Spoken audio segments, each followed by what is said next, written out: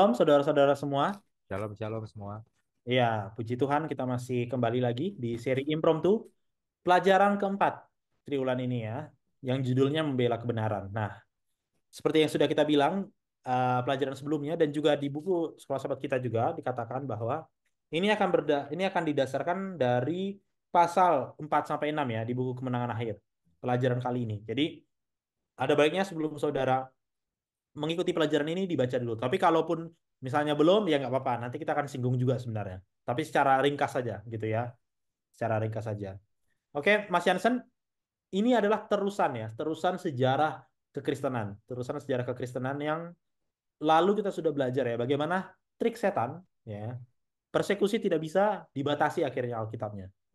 Nah, dibatasi Alkitabnya supaya orang tidak belajar, gitu ya. Dan akhirnya sebelum nanti puncaknya ya adalah reformasi yaitu pelajaran selanjutnya kalau tidak salah ya akan ada dulu beberapa perlawanan nih sebelum sebelum peristiwa yang penting itu ya reformasi kekristenan begitu dan pelajaran kali ini adalah membahas peristiwa-peristiwa yang leading up to reformation gitu ya Ya, akan ada banyak sekali secara sejarah banyak tokoh di berbagai tempat ya saudara-saudara tetapi kita akan membahas tokoh-tokoh sentralnya saja sebagai sejarah. Nah, tetapi sebelum itu kita akan membahas dulu aspek-aspek ini, teologi-teologinya, ayat-ayat yang digunakan oleh Mark Finlay ya dalam mengkemukakan pelajaran kita kali ini. Oke, Mas Jansen bisa dimulai. ya. Sebelumnya berdoa dulu mungkin ya, Bil ya. Oh iya, iya. Ya. Oke, Sebelum mari kita kita mulai, berdoa ya. kita berdoa dulu Mas Jansen bisa pimpin dalam doa. Oke. Bapa di surga, terima kasih atas kebaikan-Mu. Engkau yang menuntun kami hingga kami dapat mempunyai kesempatan untuk belajar pelajaran sekolah sahabat ini. Pikiran kami fana, pikiran kami lemah, kami tidak mengerti, bahkan kami tidak mengerti apa yang tidak kami mengerti. Tentulah kami ya Bapa, bukalah tidak pikiran kami, berikanlah kami hikmat dan pengertian agar kami bisa mengerti pelajaran ini menjadi pengetahuan bagi kami, kekuatan, pengharapan, dan kami terapkan dalam kehidupan kami. Terima kasih Bapak atas kebaikan-Mu. Kami berdoa dalam nama Tuhan Yesus Kristus yang telah menebus kami dari dosa. Amin. Amin. Oke, monggo. Ya, Bil. Kita mulai dari nubuatan kitab Daniel dulu ya. Hmm. Ingat ya, Daniel menulis nubuatan ini abad ke-6 sebelum Masehi ya, bukan abad kedua sebelum Masehi ya. Camkan baik-baik ya. Oke, Kan. kita buka Daniel 7 ayat 23 sampai 25.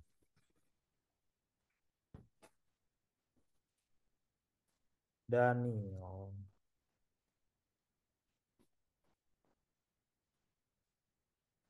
Oke. Oke. Maka Dan demikianlah katanya, binatang yang keempat itu ialah kerajaan yang keempat yang akan ada di bumi, yang akan berbeda dengan segala kerajaan dan akan menelan seluruh bumi, menginjak-injaknya dan meremukkannya. Kesepuluh tanduk itu ialah kesepuluh raja yang muncul dari kerajaan itu. Sesudah mereka akan muncul seorang raja, dia berbeda dengan raja-raja yang dahulu dan akan merendahkan tiga raja. Ia akan mengucapkan perkataan yang menentang yang maha tinggi dan akan menganiaya orang-orang kudus milik yang maha tinggi. Ia akan berusaha untuk mengubah waktu dan hukum dan mereka akan diserahkan ke dalam tangannya selama satu masa dan dua masa dan setengah masa. oke. Jadi ini bercerita tentang tanduk kecil yang muncul dari kerajaan keempat atau binatang keempat. Binatang itu kerajaan ya. Hmm. Jadi ada tanduk kecil muncul dari binatang keempat. Nah, tanduk kecil ini dikatakan di ayat 25 itu akan menganiaya orang-orang kudus milik yang maha tinggi. Ya. Jadi sekali lagi tanduk kecil ini menganiaya orang-orang kudus milik yang maha tinggi. Nah, pertanyaannya Bill, siapakah orang-orang kudus ini? Ya Hmm. kan? Kalau istilah umumnya kan para santo gitu ya, orang kudus. Nah, kalau kita pikir orang kudus, mungkin imajinasi kita akan berpikir tentang sebuah gambaran seseorang yang punya lingkaran cahaya gitu di kepalanya, terus sambil pegang harpa gitu ya. Karena itu Atau kan punya umum ya, tongkat. atau pegang tongkat. Tapi itu ya, lingkaran cahaya di atas kepalanya itu ikonik banget itu ya. Terus Karena melihat ke atas. ya, karena di lukisan-lukisan umum kan penggambaran orang kudus itu seperti itu ya. Iya. Tapi orang kudus yang dimaksud kitab Daniel ini bukan itu, sama sekali bukan itu. Ya, Kitab Daniel menjelaskan bahwa orang kudus ini adalah warga negara kerajaan lain. Ya, jadi di sini kan binatang keempat itu adalah kerajaan keempat, ya kan? Nah, orang Kudus ini adalah warga negara kerajaan lain. Dia bukan warga negaranya kerajaannya Bintang Keempat ini. Warga negaranya siapa? Di situ dijelaskan di ayatnya itu sendiri. Orang-orang Kudus milik yang maha tinggi. Jadi dia sebenarnya adalah warga negaranya yang maha tinggi, warga negaranya kerajaan surga sebenarnya. Ya, dia menjadi perantau sebenarnya. Di kerajaan keempat ini dia jadi perantau. Aslinya dia dari kerajaan lain. Ya, itu dijelaskan di Daniel pasal 7 itu sendiri di ayat-ayat yang lain. Ini saya udah catat, misalkan buka kejadian 7 ayat 8, sorry, bukan kejadian. Daniel 7 ayat 18. Iya, 7:18 ya. Ya,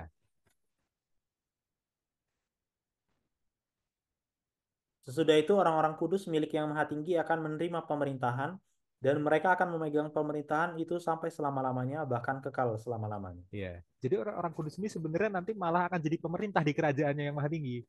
Hmm. Ya, tapi sekarang mereka lagi dalam situasi perantauan di kerajaannya bintang keempat. Ya kan? Kemudian E22, Bil. Sampai yang lanjut usia itu datang dan keadilan diberikan kepada orang-orang kudus milik Yang Maha Tinggi dan waktunya datang orang-orang kudus itu memegang pemerintahan. Ya, sekali lagi ya. Orang-orang kudus akan memerintah bersama yang maha tinggi di kerajaan yang maha tinggi. Sekarang mereka cuma merantau di kerajaannya binatang keempat. Ya, dan memang seperti itu ya, yang namanya imigran, gitu ya, refugee, istilahnya orang asing merantau ke negara orang lain, ya mereka akan rawan persekusi, akan rawan penganiayaan. Apalagi ini dari negara musuh. Hmm. Ingat, tanduk kecil itu ingin menyamai yang maha tinggi, ya kan? Kalau ternyata tanduk kecil tahu di negaranya dia ada orang yang berasal dari negaranya yang maha tinggi, negaranya orang yang mau dia istilahnya yang mau dia lawan, ya orang itu pasti akan dapat ini, pasti akan dapat persekusi dong, ya kan? Gitu ya. Ya, jadi inilah tantangannya warga negara surgawi milik yang maha tinggi harus tinggal di tempatnya binatang keempat, terlebih khusus di negaranya tanduk kecil yang mau menyamai yang maha tinggi, pasti mereka akan dianiaya, pasti akan dipersekusi. Seperti itu ya. Nah, sekarang kita harus lihat penganiayaan yang dilakukan oleh tanduk kecil terhadap orang-orang kudus ini bukan sebagai sesuatu yang abstrak, Hmm. sebagai hanya ada event penganiayaannya aja tanpa dia ada bentuk konkretnya. Ini bukan abstrak, ini konkret. Bentuk konkretnya apa? Dia ada periode waktu yang pastinya. Dijelaskan ada periode yang pasti di ayatnya itu sendiri ya. Kita kembali lagi misalkan ke ayat 25, Bil. Ya ini. Ya, itu dikatakan, dan mereka akan diserahkan ke dalam tangannya selama 1 masa, dan 2 masa, dan setengah masa. Nah, berarti penganiayaannya nggak abstrak, dia berlangsung dalam periode yang spesifik. Periodenya adalah periode 1 masa, 2 masa, dan setengah masa. Ya, 1 tambah 2 tambah setengah itu 3,5. Ya, Hmm. berarti dia periodenya adalah 3,5 masa. 3,5 masa itu maksudnya 3,5 tahun. 3,5 tahun. Oke, ini adalah periode penganiayaan tanduk kecil kepada orang-orang kudus. 3,5 tahun. Oke, masalahnya kita akan melihat apa istilahnya detail-detail yang harus kita pecahkan di sini. Ya, karena kata masa itu digunakan oleh Daniel 4 itu dalam bentuk literal, bukan dalam bentuk simbolis. Ya, kata masa dalam Daniel 4, menurut Daniel 4, itu adalah tahun literal. Jadi 1 masa itu artinya 1 tahun literal. Nah, itu menurut Daniel 4. Nah, apakah bisa di Daniel 7 dia jadi simbolis? Nah, itu akan kita bahas nanti ya. Nanti kita akan gali lagi ke sana. Oke. Sebelum kita nanti bahas permasalahan apakah masa ini literal atau simbolis di Daniel 4 kok dia literal, kok di Daniel 7 jadi simbolis, kita lihat dulu bahasa Aramaiknya dulu. Ke ayat 25-nya aja langsung. Eh, Ya, di situ dikatakan Od Idan, ya, selama Oidan itu masa ya, Ad Oidan, V Oidanin. Nah, Oidanin ini adalah bentuk ganda dari Idan. Kalau Oidan itu adalah masa, berarti Oidanin adalah 2 masa. U Velak dan setengah Oidan dan setengah masa ya. Oidan, masa, oidanin, 2 masa, uvelak oidan, dan setengah masa. Ya, kata yang sama nih, oidan ini digunakan juga dalam bahasa Arameik di Daniel 4. Dan itu literal, bukan simbolis. Oke? Nah, sekarang mari kita convert dulu, kita konversi dulu bentuk 3,5 tahun ini jadi bentuk hari. Ya kan, biar lebih gampang. 3,5 tahun itu udah ada berapa hari sih? Nah, kita harus pertama-tama tahu bahwa tahun dalam kalender Yahudi itu sama dengan tahun dalam kalender Babylon. Mereka pakai kalender lunar, kalender bulan, gitu ya. Bukan seperti kita sekarang ini pakainya kalender solar, kalender matahari kan. Nah, jadi kita itu perhitungan waktu kita 1 tahun itu 365,25 hari. Ya, yang nanti dibulatkan di tahun kabisa jadi 366 hari, di tahun biasa 365 hari. Tapi kalau pakai kalender bulan, 1 tahun itu 360 hari, bukan 365 hari, bukan 366 hari, tapi 360 hari. Ya, jadi jangan sampai salah hitung dengan kalender matahari ya. Hitungnya dengan kalender Yahudi yang sama dengan kalender Babylon. Hitungnya pakai kalender lunar, kalender bulan. Hmm. Berarti 1 tahun 360 hari, berarti 3,5 tahun adalah 3,5 kali 360. Nah, 3,5 kali 360 itu 1.260. 1.260 hari. Berarti kalau dikatakan penganiayaannya tanduk kecil terhadap orang-orang kudus akan terjadi selama 3,5 tahun, berarti itu akan terjadi selama 1.260 hari. Ya kan? Dan itu juga periode waktu yang sama yang digunakan oleh kitab Wahyu. Ya Bil ya? Betul ya? Jadi kitab Wahyu itu pakai periode yang sama dengan nubuatannya Daniel ya. Apa 2 masa, 1 masa, 2 masa dan setengah masa, atau 3,5 masa, atau 3,5 tahun. Sama periodenya yang digunakan oleh Wahyu. Tapi Wahyu itu dikonversi jadi hari. Ya, contohnya dalam Wahyu 11 ayat 3 dan Wahyu 12 ayat 6. Nah, itu dia pakai 1.260 hari. Udah dikonversi jadi hari, bukan dalam bentuk tahun lagi. Kemudian dalam Wahyu 11 ayat 2 dan Wahyu 13 ayat 5 malah dikonversi jadi hitungan bulan. Hmm. Ya, jadi 42 bulan. Seperti itu ya. Mungkin dicatat kalian, Will. Wahyu 11 ayat 2, Wahyu 13 ayat 5, 42 bulan. Nah, jadi sama itu. 3,5 tahun itu yang 42 bulan ya, 1.260 hari. Nah, untuk mengetahui eh, nubuatan ini, kita harus tahu perbedaan konteks antara Daniel 4 dan Daniel 7. Oke? Meskipun Daniel 4 pakai kata yang sama dalam bahasa Aramaik Idan, yang artinya masa, dan Daniel 4 menggunakannya dalam arti tahun literal, konteks Daniel 4 beda dengan Daniel 7. Daniel 4 itu konteksnya adalah catatan historis. Jelas saja dia literal. Ya, gitu ya. Sama seperti misalkan bangsa Israel di padang gurun selama 40 tahun misalkan gitu. Ya kan? Itu kan catatan historis. Jelas dia literal. Nah, sama Daniel 4 waktu dia bilang Oidan masa itu tahun literal karena dia catatan historis. Tapi Daniel 7 ini bukan catatan historis. Ya, ini adalah nubuatan. Memang nanti memprediksi sesuatu yang historis, betul. Tapi dia sendiri bukan catatan historis, dia menubuatkan sesuatu yang historis. Nah, maka nubuatan ini dia dalam bahasa-bahasa simbolis. Ya. Jadi tahun atau masa atau oidan dalam bahasa Aramaik ya, yang ada di Daniel 7 itu nggak bisa disamakan dengan oidan yang ada di Daniel 4. Dia harus simbolis. Terus bagaimana cara kita mengetahui arti simbolnya? Ya, biarkan Alkitab menafsirkan Alkitab sendiri. Arti simbolnya itu dijelaskan oleh Yehezkiel. Yehezkiel ini adalah seorang nabi yang sejaman dengan Daniel. Oke? Nah, dan Yehezkiel ini juga adalah nabi yang ada dalam pembuangan. Udah sejaman dengan Daniel, dia dibuang juga ke Babel. Ya bahkan nanti kalau kita belajar misalkan Daniel 9 secara detail, itu kita bisa lihat tuh ada jejak-jejaknya Yehezkiel di situ. Ya, jadi menafsirkan Daniel dengan Yehezkiel itu cukup bisa dipertanggungjawabkan. Gitu ya. Yehezkiel dalam Yehezkiel 4 ayat 6 menulis bahwa prinsip nubuatan adalah 1 hari sama dengan 1 tahun. Dibuka aja mungkin ya Bila, bahasa Indonesianya ya. Iya, buka aja. Ya karena ini ayat kunci ya. Iya, benar-benar. Mana ye ye he hes. Ya itu.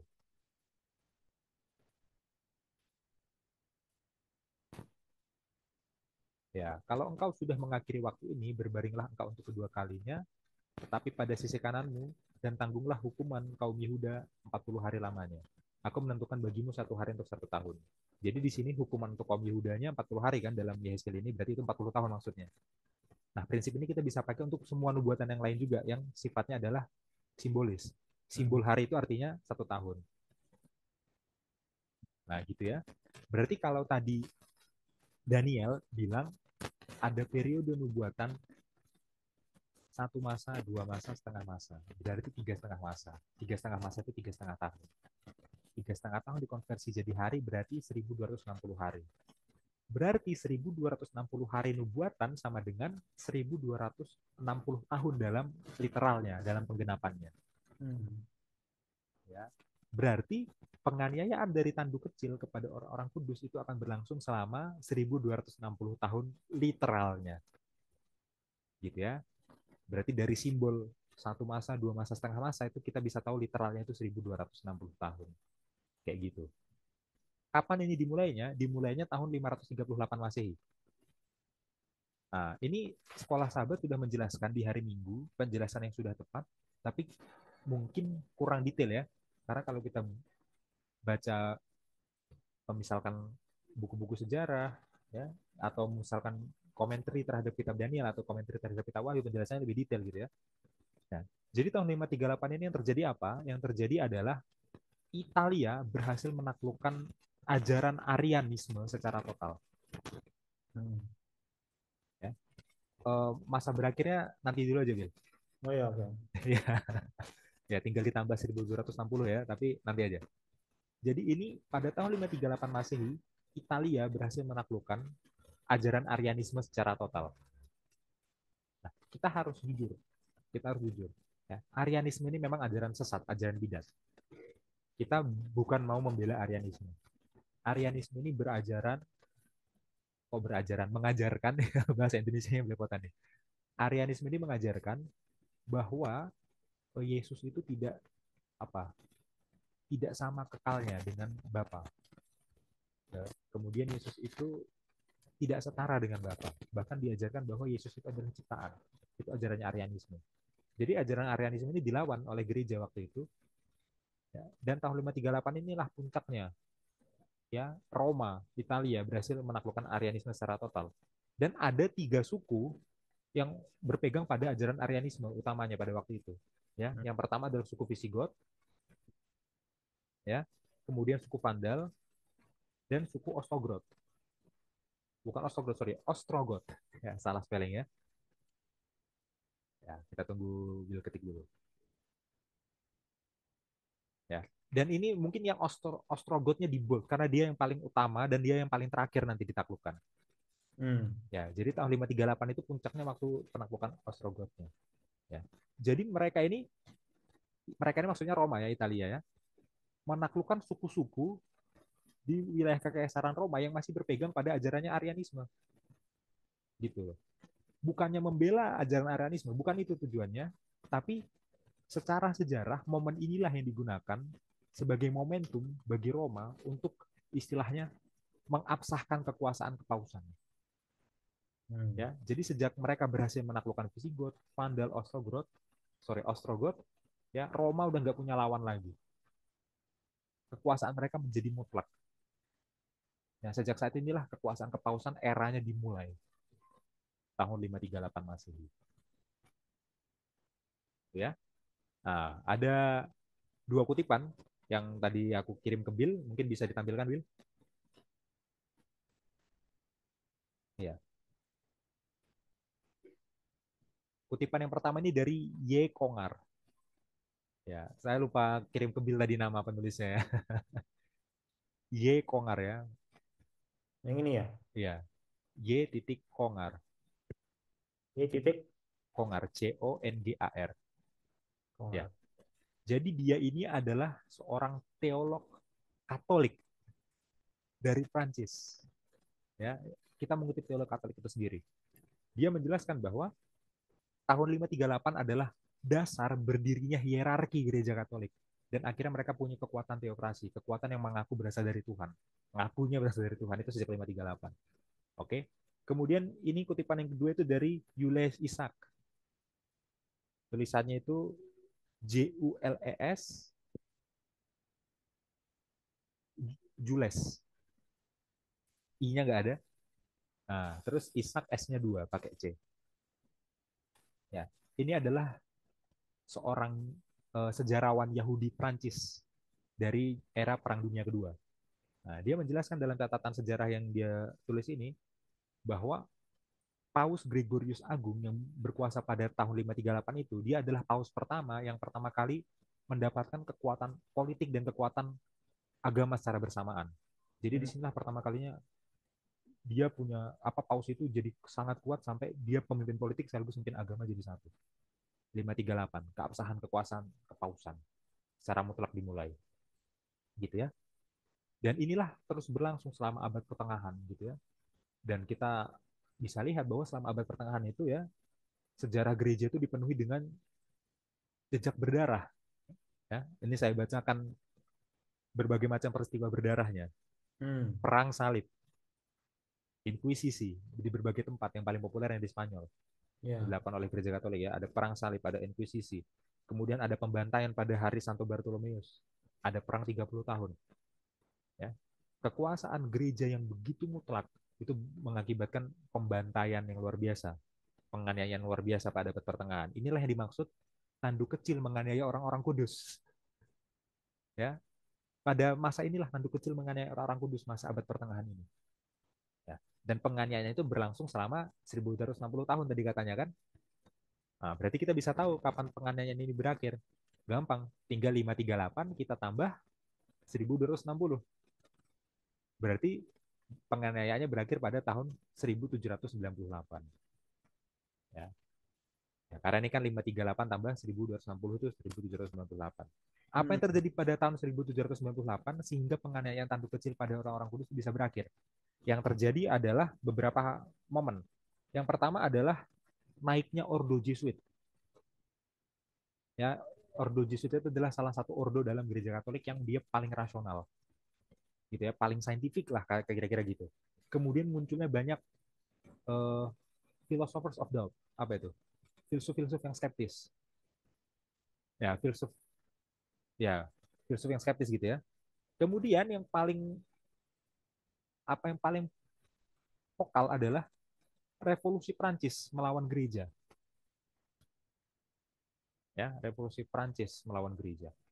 Inilah momen-momen yang membuat otoritas gereja yang pada abad pertengahan itu begitu kuat dengan menganiaya, akhirnya diruntuhkan oleh filsafat yang skeptis, ya, secara ide dan secara fisik diruntuhkan oleh revolusi Prancis, ya. Dan revolusi Prancis ini melawan gereja dengan masyarakat ateis. Bagi masyarakat ateis Tuhannya itu cuma satu, rasional, akal, ya, gitu ya. Jadi kalau gereja pada abad pertengahan itu menyimpang, dan dia dilawan oleh revolusi Prancis, apakah revolusi Prancis ini jadi benar? Enggak juga.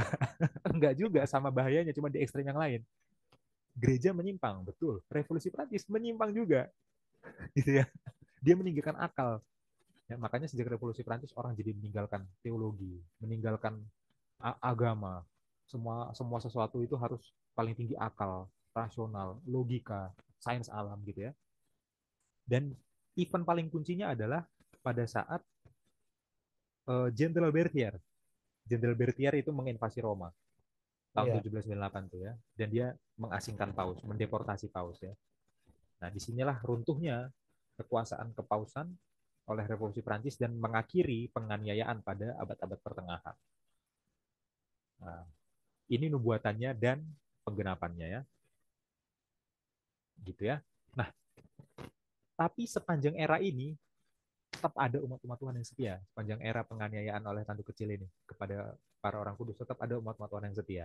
Nah, kita akan mempelajari bagaimana sejarahnya umat-umat Tuhan yang setia pada era ini, pada abad pertengahan ini, terutama sebelum reformasi, ya, pra reformasi.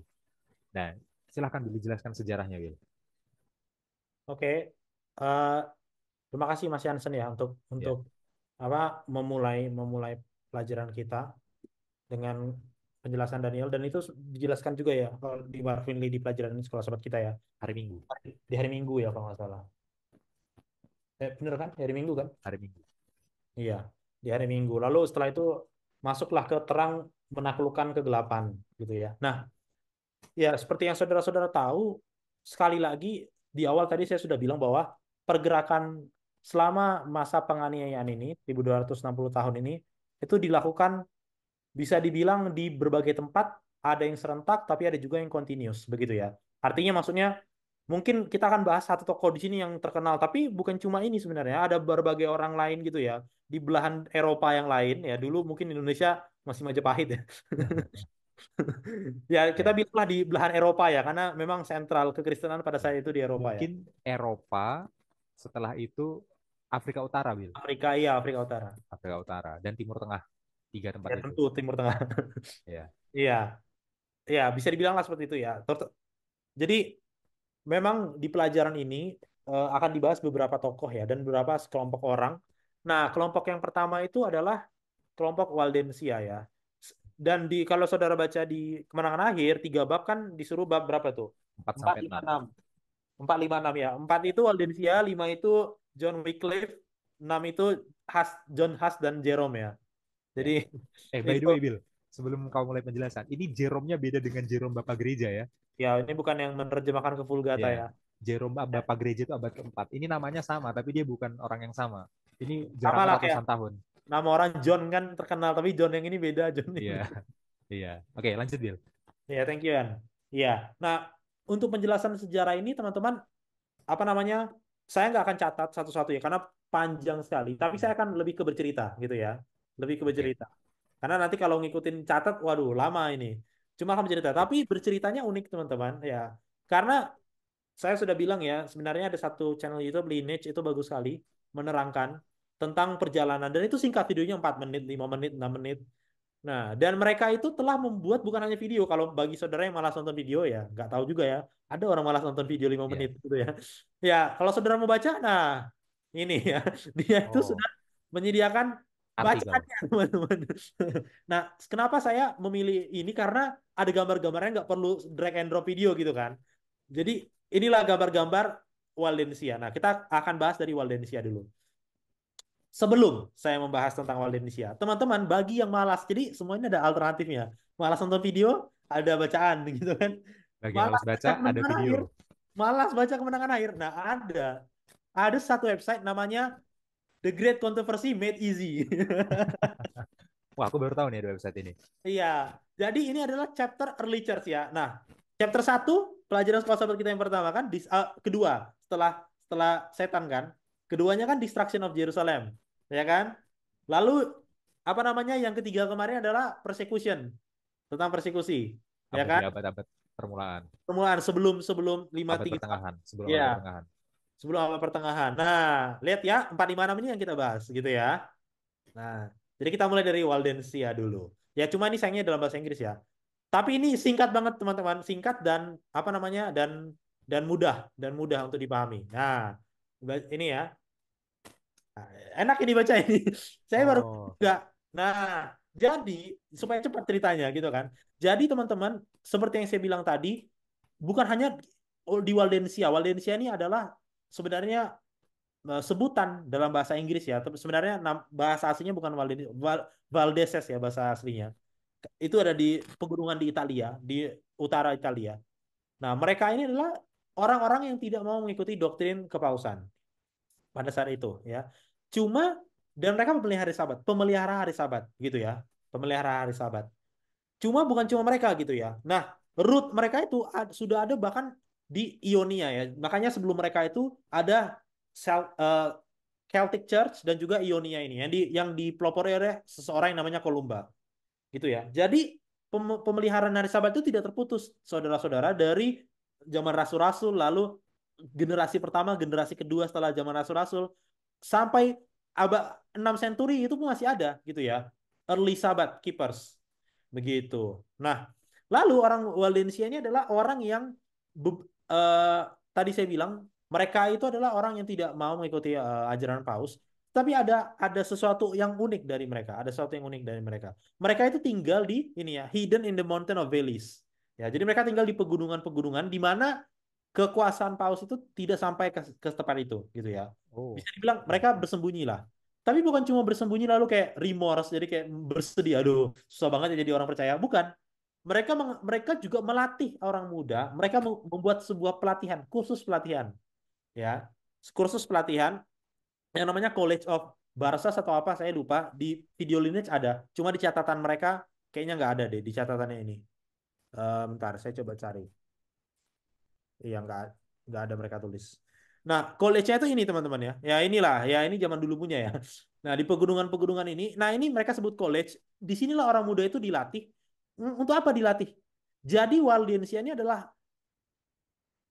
se sekelompok orang yang bukan hanya menentang, tapi salah satu striking, apa namanya, salah satu karakteristik utamanya adalah keeping the guards word ini ya. Tetap, tetap, tetap apa namanya, preserve, tetap eh, mempertahankan firman Tuhan secara fisik karena pada saat itu kan dilarang gitu ya. Jadi bukan bukan abstrak, oh saya setia sama firman, bukan itu maksudnya. Maksudnya itu literally mempertahankan ada Alkitab. Nah, ini dipertahankan. Nah, Alkitab ini bukan cuma dipertahankan tapi juga disalin. Jadi mereka menyalin dengan tangan mereka satu persatu ke bahasanya sendiri. Jadi sebelum sebelum ada nanti John Wycliffe menerjemahkan untuk pertama kali kepada dalam bahasa Inggris gitu ya, memulai secara komersil lah di gereja-gereja kita kalau bisa pakai Alkitab pakai bahasa kita sendiri. Tetapi kelompok-kelompok ini sudah mulai ya sebenarnya, walaupun tidak tidak sekomersil nanti ya menjelang menjelang John Wycliffe gitu ya, lalu menjelang pra reformasi. Nah, tapi mereka tuh sudah mulai dan di college-nya itu tadi di universitasnya mereka ditemukan tablet-tablet apa meja-meja tempat menyalin Alkitab Rian. Begitu. Tempat menyalin dan orang ini menyalin ya anak-anak muda itu disuruh menyalin. Lalu setelah disalin dia apa? Setelah disalin dirobek, lalu mereka itu kan dingin. Mereka ada kayak jaketnya itu kan dua lapis, lalu dibolongin, ada dua lapis dibolongin kayak ya dirobek aja. Terus selembar-selembaran Alkitabnya dimasukin ke dalam. Nah, lalu apa yang mereka lakukan? Setelah dari sini anak-anaknya dimigrasi, entah itu ke Eropa, ke Perancis, ke Jerman, ya di Italia itu sendiri, atau ke Praha, kemana-mana, apakah mau jadi dokter, mau jadi student, mau jadi lawyer, mau jadi apapun, tetapi tetap menyimpan Bible itu serpihan lah bisa dibilang ya. Selembaran-selembaran Alkitab dijaga itu dan membagi-bagikan kepada orang yang mereka rasa perlu. Ya mereka merasa prospek, wah ini orang prospek. Kenapa? Karena pada saat itu Alkitab dilarang.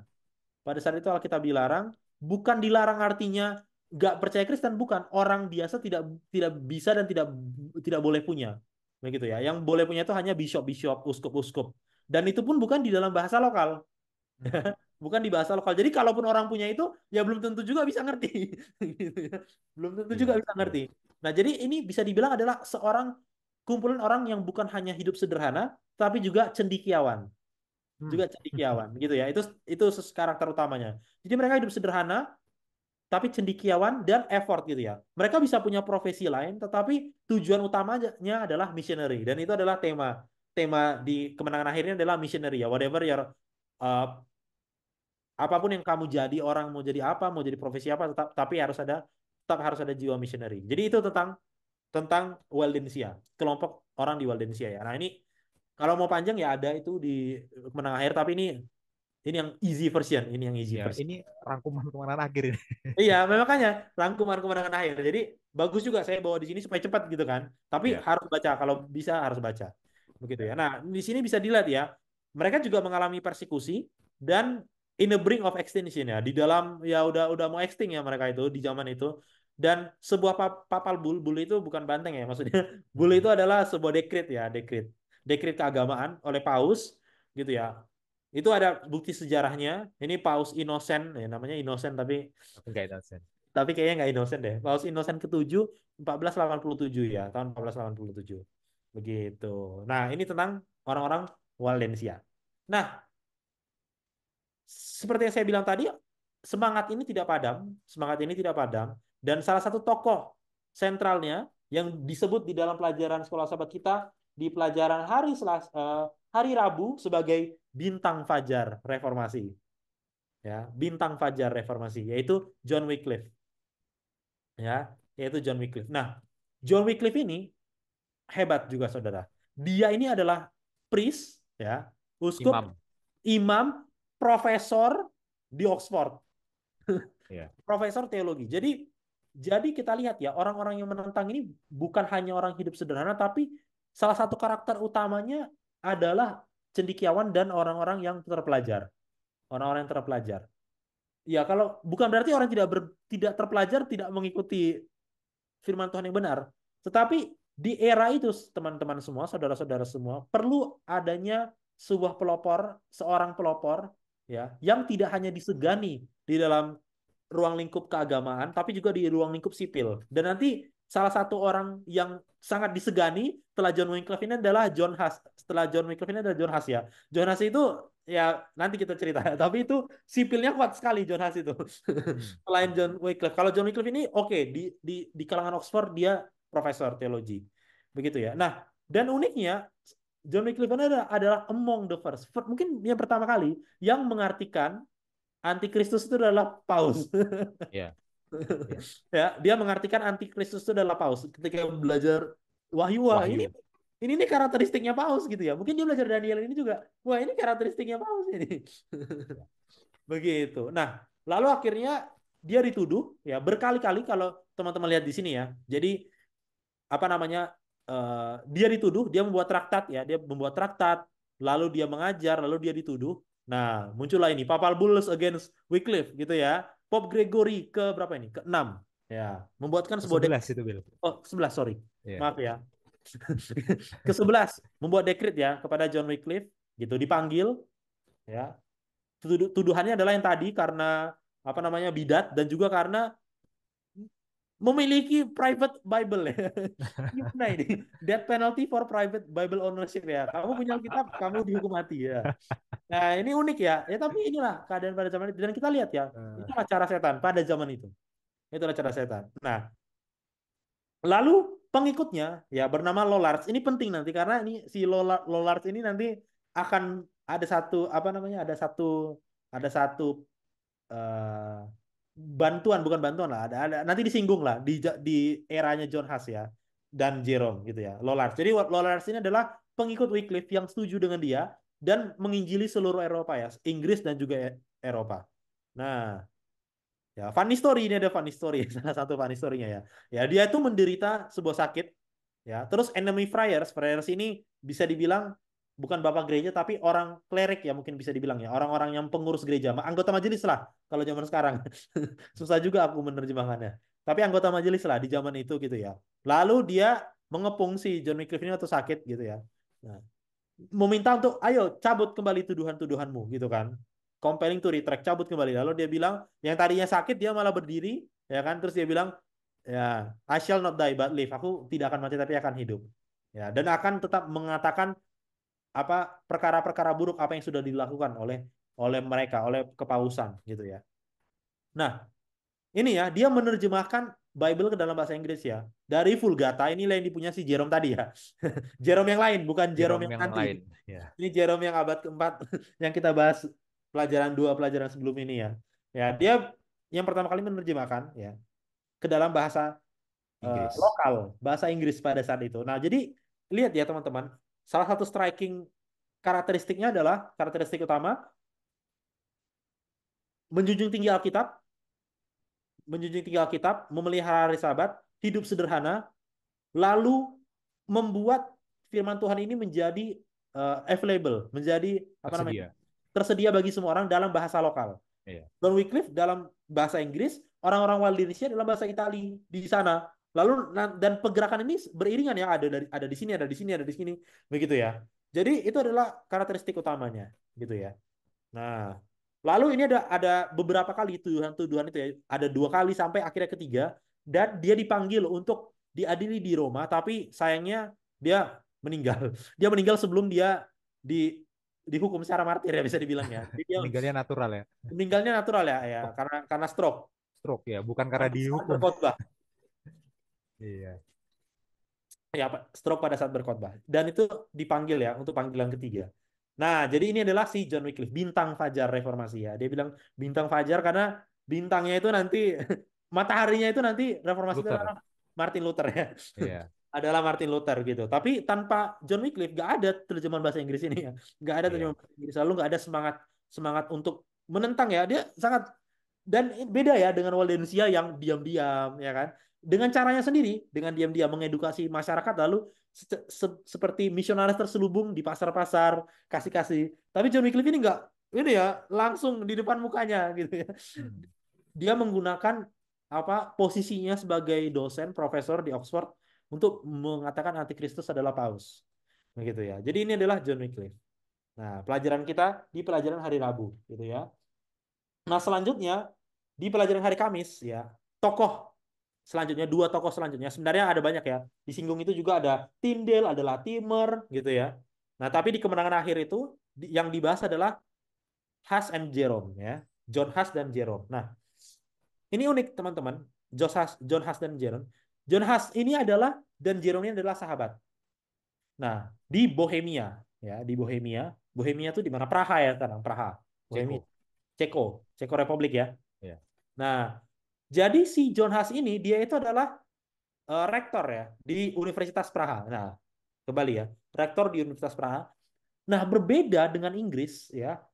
Ini yang saya bilang John Huss ini memiliki kemampuan sipil yang lebih hebat ya. Kenapa? Karena di Bohemia zaman itu ratu dan rajanya itu telah bertobat akibat tulisannya John Wycliffe. Oh. Nah, jadi lihat ya Hmm. kenapa John Wycliffe ini adalah bintang fajar. Memang benar-benar bintang fajar. Ratu dan rajanya Bohemia itu sudah mengikuti ajarannya Wycliffe. Jadi si John Huss ini bisa dibilang lebih bebas untuk menentang Paus karena negaranya sendiri itu juga menentang Paus. Nanti kita lihat ya usaha raja dan ratu untuk menolong John Huss ya pada saat dia dipanggil untuk diadili. Gitu ya. Jadi dia mendapatkan kebebasan secara sipil juga ya si John Huss ini. Berbeda dengan John Wycliffe tadi. Tapi itu terjadi karena John Wycliffe sudah memulainya. Begitu ya. Nah, sahabatnya close associate ya dari Has itu adalah si Jerome, Jerome dari Praha ya. Dia adalah masyarakat biasa dan dia inilah yang membawa tulisan-tulisan John Wycliffe ke John Huss, memperkenalkan tulisan-tulisannya ke John Huss. Tetapi itu tidak bisa datang tanpa ada sebuah mural yang dibuat oleh Lollard. Nah, ini yang tadi saya bilang. Lollard ini adalah pengikut John Wycliffe yang menyebar ke seluruh Eropa. Lalu dia membuat sebuah mural, mural, Mural. mural di Praha. Ya, muralnya unik ya, saudara-saudara. Ini kalau kita zoom, muralnya itu adalah dua gambar dibandingkan. Satu gambarnya Kristus apa Oh, naiki menunggang kedelai, satunya lagi keledai. paus keledai, Iya, satu lagi paus dihormati ya, dihormati memakai ditandu. ya arak-arakan. Nah, itu di sebelah. Lalu si Jonas ini ya dia ini ya apa namanya terkesima ya dengan gambar ini. Lalu dia mencarilah tulisan-tulisan apa John Wycliffe itu dan memberikannya kepada si John Huss gitu ya. Si Jerome ini ya dan si John Huss. Nah, kita lihat ya, karakternya masih sama. Alkitab adalah sumber otoritatif yang pertama, yang paling utama, ya. Di atas, ya tradisi-tradisi gereja itu dan semua magisterium itu di bawah, kata mereka. Karakteristiknya masih sama ya. Dan karakteristiknya itu juga adalah bersaksi, sama seperti orang Waldensia, dengan caranya masing-masing, gitu ya. Namun John Huss ini lebih vokal ya, lebih vokal. Nah, dia itu dipanggil untuk menghadap ke Roma. Tetapi Queen dan Kingnya ini protes. Wah nggak bisa karena Jonas, saudara kalau saudara ke Praha itu ada patungnya. Ada patungnya si Jonas ini ya, mana ya? Bentar, saya cari di bukan di sini. Eh, ada nggak ya gambar? Ah ini dia patungnya. Cuma kok ini badannya doang. Ya ini patungnya di galeri di Praha ya. Patungnya mereka ini ya. Nah, dan kalau saudara-saudara lihat ya, patung apa namanya kembali lagi ke John Huss ini karena raja dan ratu Bohemian ini sudah mengikuti John Wycliffe, dia menentang Roma untuk memanggil John Huss, gak bisa gitu kan. Nah karena nggak bisa, terus sama si Paus ini dibuatlah interdict. Interdict itu sebuah putusan di mana tidak boleh ada aktivitas agama lagi di Praha. Jadi nggak boleh ada wedding, nggak boleh ada funeral, nggak boleh ada baptisan. Karena zaman itu kan kalau mau buat acara-acara itu harus harus melalui bantuan gereja kan. Nanti adalah orang gereja yang membantu gitu ya. Sebagaimana kita sekarang lah, kalau misalnya ada orang meninggal, ya gereja lokal akan membantu penguburan. Nah, Ya bayangkanlah itu terjadi di zaman dulu, lalu setiap orang mati nggak ada gereja nggak mau ambil. Jadi seolah-olah di ekskomunikado ya si satu kota Praha ini ya, karena raja dan ratunya membela si John Huss, mungkin ya membela.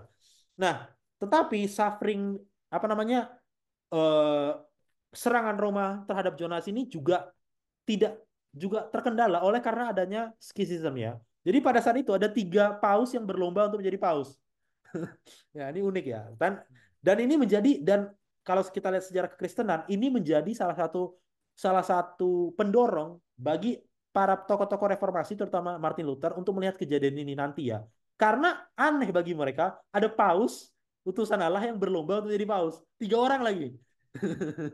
3 orang lagi gitu ya. Jadi kan mereka mikir, wah ini kalau utusan Allah kok ya harusnya satu orang ya harusnya makin rendah hati kan. Tapi jadi semakin terang perbandingan gambar tadi gitu ya. Yang satu naik naik cuma danki ya, kedelai, satunya lagi Keledai. keledai, satunya lagi diarak-arak.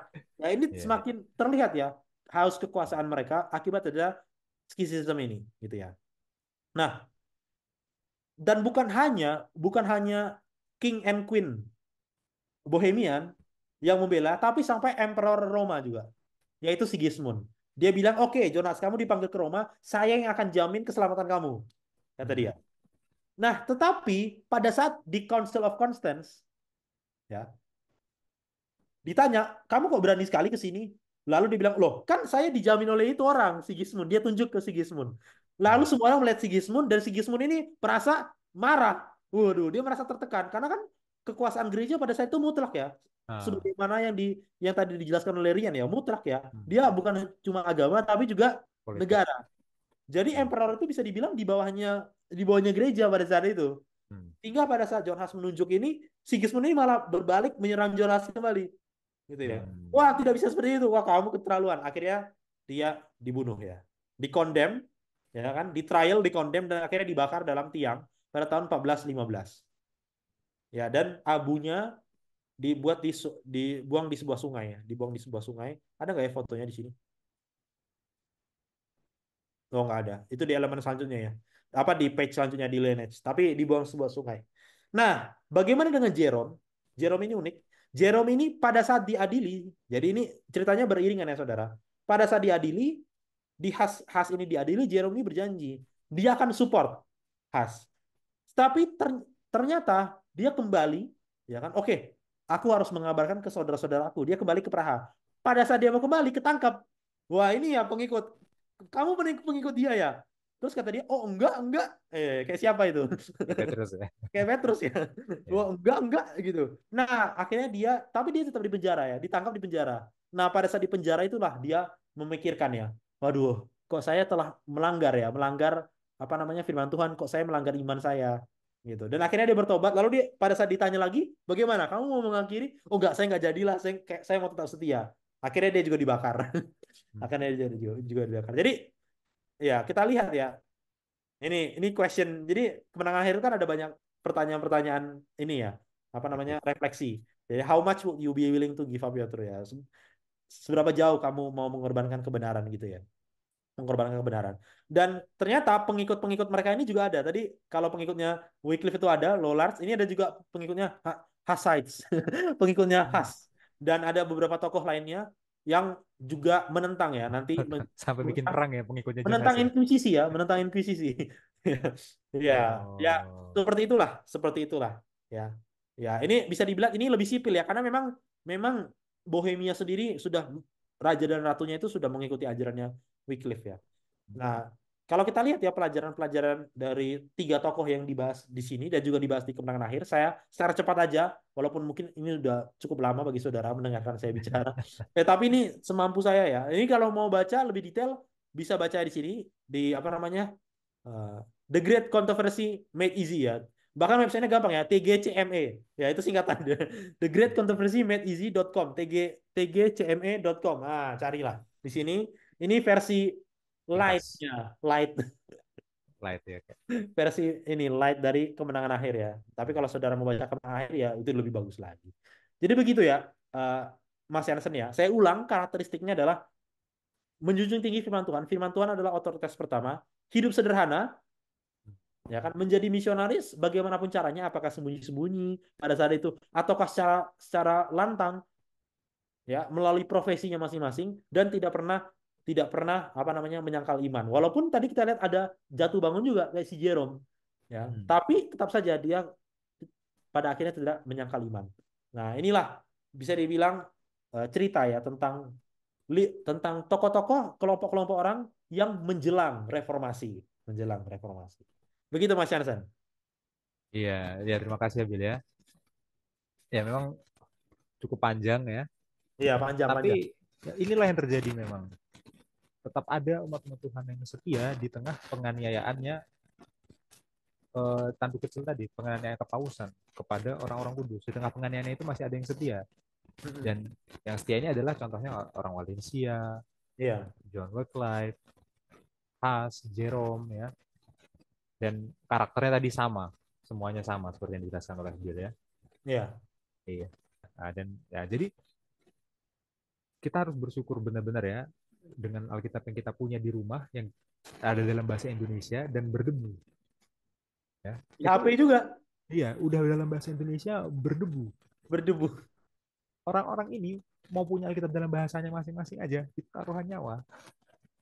Kita udah punya dalam bahasa Indonesia dengan mudahnya ada di rak dan berdebu gitu. Ya, refleksinya gimana coba kita refleksikan gitu. Iya, Ya, mereka itu yang dijauhkan oleh gereja dari Alkitab itu berusaha untuk mendekatkan diri sedekat mungkin dengan menerjemahkan sendiri. Kita udah diterjemahkan, udah didistribusikan, tinggal baca, nggak mau baca. Nah, ya, apakah ternyata kita yang dalam kondisi yang lebih mudah ini ternyata akhirnya malah jadi lebih buruk dari orang-orang yang kondisinya sebenarnya sulit ya. Itulah refleksinya. iya, iya, iya. Iya, aku ya waktu baca ini juga sedih juga ya sebenarnya. Sedih kepada diri sendiri ya sebenarnya. Sedih kepada diri sendiri. Apalagi kalau teman-teman ada waktu nontonlah dari Lineage itu ya. Karena di setiap akhir videonya dia ada pertanyaan refleksi ya. Kalau mereka pada saat ini, bagaimana dengan kita? Gitu. Iya, Ya itu iya. bagus bagus juga ya untuk membuat kita berpikir. Bagus juga Oke, untuk. Bil, kita masuk ke pertanyaan. Oh iya, kita masuk ke pertanyaan hari Jumat. Pertanyaan hari Jumat. Oke. Pertanyaan hari Jumat ini satu dua ini digabung aja ya kayaknya.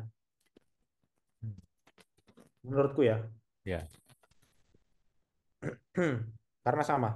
Apa sejenis lah. Aku baca ya, satu dan dua. Ya. Apakah yang dimaksud dengan terang progresif? Mengapakah Allah mewahyukan kebenaran secara bertahap? Bagaimanakah prinsip-prinsip ini berlaku bagi gereja Allah pada masa kini? Bagaimanakah penemuan-penemuan kebenaran yang baru berkaitan dengan kebenaran-kebenaran sebelumnya yang telah dipahami oleh umat Allah? Mengapa terang yang baru tidak boleh bertentangan dengan terang yang lama? Nah, gimana Yan? Ada tanggapan tentang ini? Iya. Ini terang progresif ya, bukan Kristen progresif ya. Jadi Yang baru-baru ini. iya, ada kan viral kan apa Brian Siwarta itu ya, Kristen progresif itu beda lagi itu ajaran sesat yang justru itu ajaran yang memberontak pada Alkitab malah Kristen progresif itu ya. Itu Tapi ini ajaran terang yang kembali ke ini menurutku, kembali ke abad Enlightenment itu. iya, ya meninggikan akal dan rasional ya daripada Alkitab Kristen progresif ya. Iya. Jadi terang progresif itu maksudnya adalah dari kegelapan total itu nggak tiba-tiba langsung dikasih terang sampai terang benderang kayak matahari enggak. Dari gelap itu dikasih terang sedikit, kemudian ditambahkan lagi terangnya, ditambahkan lagi secara bertahap, secara progresif sampai terangnya itu full terang benderang seperti matahari. Gitu ya. Itulah maksudnya terang progresif. Sama seperti tadi reformasi, ya. Pra reformasi itu nggak langsung tuntas dalam segala hal dalam menentang kepausan ya. Waldensia menentang kepausan iya, tapi dia nggak langsung bisa mengerjakan segala hal yang harus ditentang gitu loh. Iya. Ya dia mengerjakan bagiannya Waldensia, kemudian ya bagiannya sampai di situ dilanjutkan lagi dalam progres yang lebih lanjut oleh John Wycliffe gitu ya. Kemudian apa progres yang dibuat oleh John Wycliffe itu sampai tahap tertentu berhenti karena dia meninggal dan lain sebagainya, dilanjutkan lagi oleh John Huss. Nah, kemudian progresnya John Huss berhenti lagi karena dia dibakar. Kemudian dilanjutkan nanti oleh Martin Luther dan seterusnya. Artinya gini, dari Waldensia itu kegelapan itu dikasih terang sedikit. Ya, nanti dilanjutkan oleh Wycliffe terangnya makin bertambah. Oke, nanti dilanjutkan oleh Jonas terangnya makin bertambah, dilanjutkan oleh Martin Luther terangnya makin bertambah lagi. Jadi dari kegelapan ke terang itu nggak tiba-tiba langsung kasih terang benderang seperti itu. Silau nanti. Iya. Nah, itu yang seperti yang Bill bilang ya, apa penggambarannya seperti itu. Bayangkan ada dalam kegelapan total, ya, terus tiba-tiba terangnya itu nggak pelan-pelan gitu, nggak pelan-pelan, tiba-tiba terangnya itu langsung full, wah, ya, itu Buta, bisa katarak. buta, bisa buta. Jadi mata yang udah gelap ini, terbiasa melihat yang gelap ini, dapat terang yang tiba-tiba full, itu langsung bisa buta. Nah, itulah kenapa dalam proses berbalik dari kegelapan yang sudah dibuat oleh kepausan pada abad pertengahan, itu harus ada proses yang bertahap, progresif, ya, nggak tiba-tiba langsung terang. Bahkan sampai sekarang kita masih terus berproses itu, makin lama makin terang kebenaran itu kan sebenarnya, Iya. gitu ya. Untuk ayat Alkitab yang menjelaskan itu kita buka Amsal 4 ayat 18 gitu. Oke. Amsal 4. Oh, Tapi mantap. jalan orang benar itu seperti cahaya fajar yang kian bertambah terang sampai rembang tengah hari. Nah, itulah kenapa John Wycliffe disebut sebagai bintang fajar reformasi. Ya, namanya fajar, subuh itu mataharinya dikit-dikit dulu munculnya, tapi yang awalnya gelap udah jadi terang tuh kelihatan. Tapi fajar tuh nggak tiba-tiba tengah hari jam 12 siang. Dia berproses terus sampai jam 12 siang. Ya, dan seperti itulah kebenaran. Ya, dari gelapnya gereja abad pertengahan itu terus berproses, bahkan sampai sekarang terus berproses ya, Iya. dan keterangan itu semakin jelas seperti itu. Nah, kalau dihubungkan ke yang pertanyaan nomor dua, ya, terus kalau gitu gimana kalau ada orang terus dia bawa ajaran baru gitu ya, terus dia ngaku ya ini kan namanya terang baru, terang terus berproses, ya kan, terus ternyata sesuatu yang dia akui sebagai terang baru ini, yang dia akui sebagai proses, sebagai progres ini, itu justru malah bertentangan dengan Alkitab itu sendiri. Dalihnya apa, terang progresif. Nah, ini gimana? Ya, ingat, terang progresif itu nggak mungkin bertentangan sama terang yang lama, terang baru nggak bertentangan sama terang lama, gitu ya. Justru dia adalah melengkapi, gitu ya. Jadi pekerjaannya, misalkan pekerjaannya work life itu bukan untuk menentang pekerjaannya orang Waldensia, bukan. Tapi ada terangnya dari orang Waldensia itu yang belum lengkap, belum sempurna, bukan ditentang tapi dilengkapi oleh work life dan begitu seterusnya. Prinsipnya adalah hal yang sudah jelas terang itu nggak mungkin dibatalkan dengan terang baru. Terang baru itu justru akan makin memperjelas. Itu kita buka dalam Yesaya 8 ayat 20. Gitu. Bentar. Tidak mungkin ditentang dengan terang yang baru. Di Yesaya Yesaya 8 ayat 20. 8 Ayat 20. ayat 20.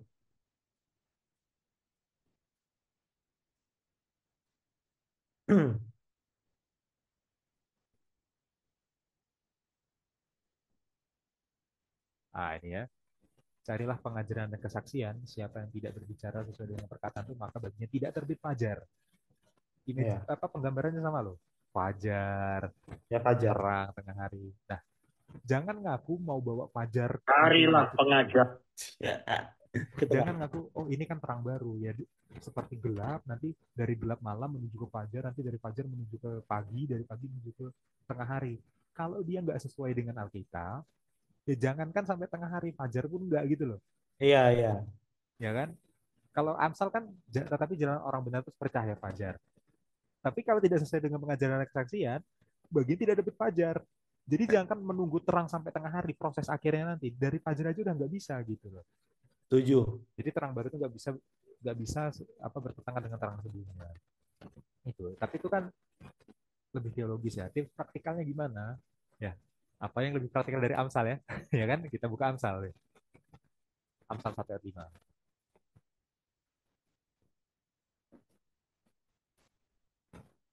Eh, oh iya. Ayat 5. Ya. Baiklah orang bijak mendengar dan menambah ilmu, dan baiklah orang yang berpengertian memperoleh bahan pertimbangan. Jadi ini adalah prolog pembukanya kitab Amsal dari Amsal 1 ayat 1 sampai Amsal 1 ayat 7. Oke. Dan di bagian akhir dari pembukaan kitab Amsal, Amsal itu menekankan pentingnya kemampuan orang berhikmat untuk mampu menafsirkan. Ya, jadi kita pikir Amsal itu cuma ngomongin tentang bagaimana cara bertindak secara tepat dalam situasi yang tepat. Oh, enggak. Itu satu, ya betul. Amsal membicarakan tentang bagaimana cara bertindak yang tepat dalam situasi yang tepat. Ya. Tapi Amsal juga menekankan bahwa hikmat itu adalah kemampuan untuk menafsirkan. Dan kemampuan untuk menafsirkan itu didapat dari mana? Mendengar. Didapat dari mendengar. Itu yang pertama ya. Dia itulah orang bijak mendengar yang menambah ilmu. Kalau mendengar makin bertambah itu ilmu. Ya. Kemudian yang kedua, baiklah orang yang berpengertian memperoleh bahan pertimbangan. Bahan pertimbangan. Jadi dia itu berkonsultasi dengan orang lain. Hmm. Meskipun dia lihat ya, dia bukan bilang baiklah orang yang belum mengerti loh. Dia bilangnya baiklah orang yang berpengertian. Jadi dia udah mengerti, tapi dia mau menguji apa yang dia mengerti dengan pertimbangan orang lain. Jadi maksudnya Ya, gini, kalau kita mau menafsirkan sesuatu, Alkitab, belajar gitu, terus kita mengerti sesuatu, coba cari pertimbangan orang lain. Eh, tanya orang lain, menurut orang lain gimana. Dan pertimbangan itu, kalau saya secara pribadi, saya menerapkannya gini.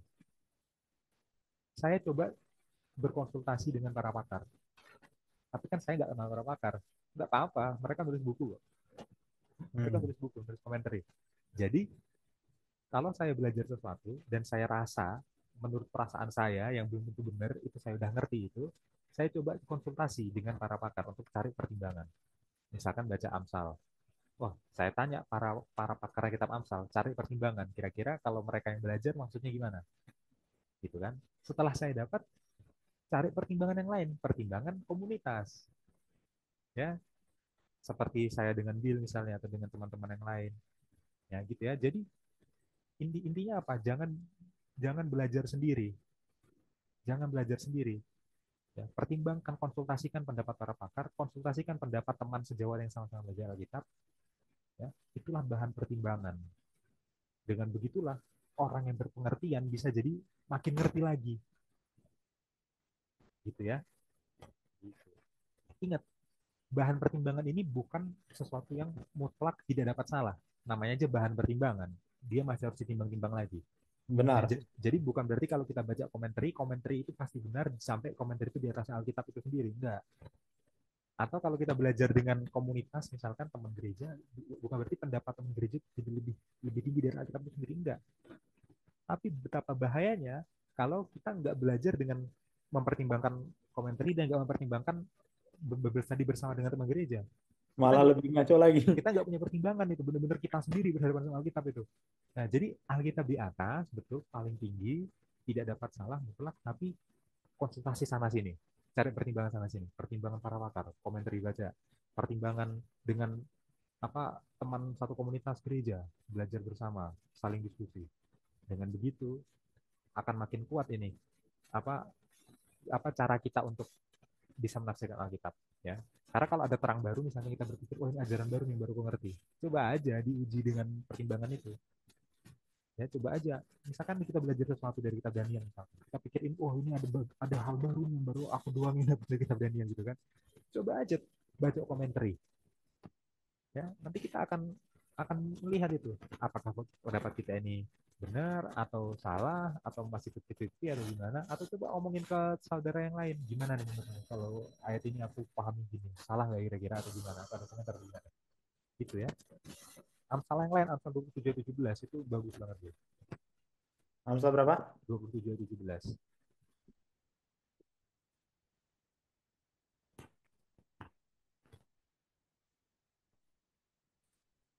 Ya, aku baru mau ngomong ini, besi menajamkan besi. Ya, besi menajamkan besi, orang menajamkan sesamanya. Nah, yang paling menarik adalah kalau kita baca dalam bahasa Ibrani ya, Bil. Ya, mungkin agak panjang tapi kita coba dalam ya.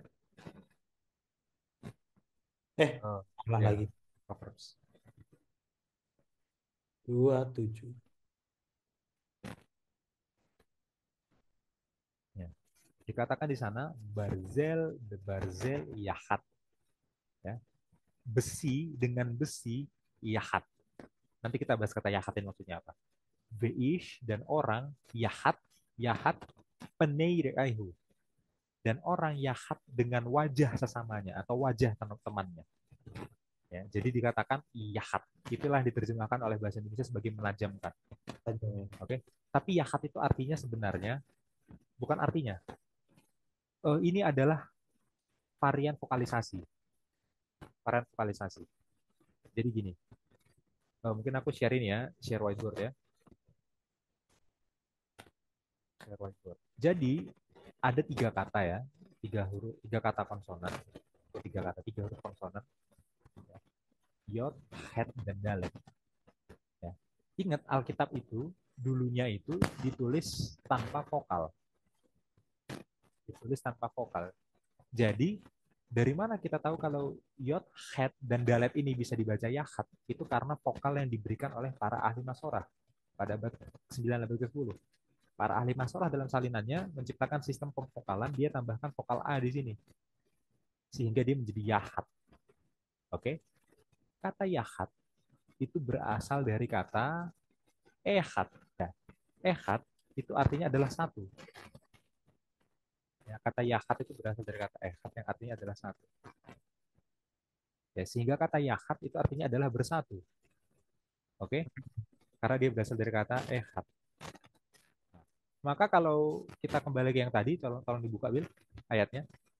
Sehingga kalau kita baca ini ya, barzel, barzel, yahat, beish, yahat, paneireahu, itu artinya adalah besi dengan besi bersatu. Yahat. Sedangkan seseorang, ya orang, yahat bersatu dengan wajah sesamanya. Jadi itu artinya adalah bersatu, yahat, bersatu. Oke.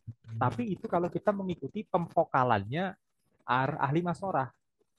Nah, sekarang kalau misalkan kita lihat alternatif pemvokalan yang lain, ternyata kata yahat itu tiga huruf ya, yod, het, dan dalet ini itu ternyata bisa divokalkan sebagai yahet.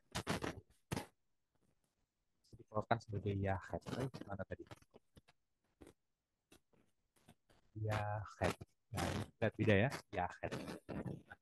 Kalau kita vokalkan sebagai yahet, dia bukan lagi berasal dari ehad, tapi dia berasalnya dari kata hadat.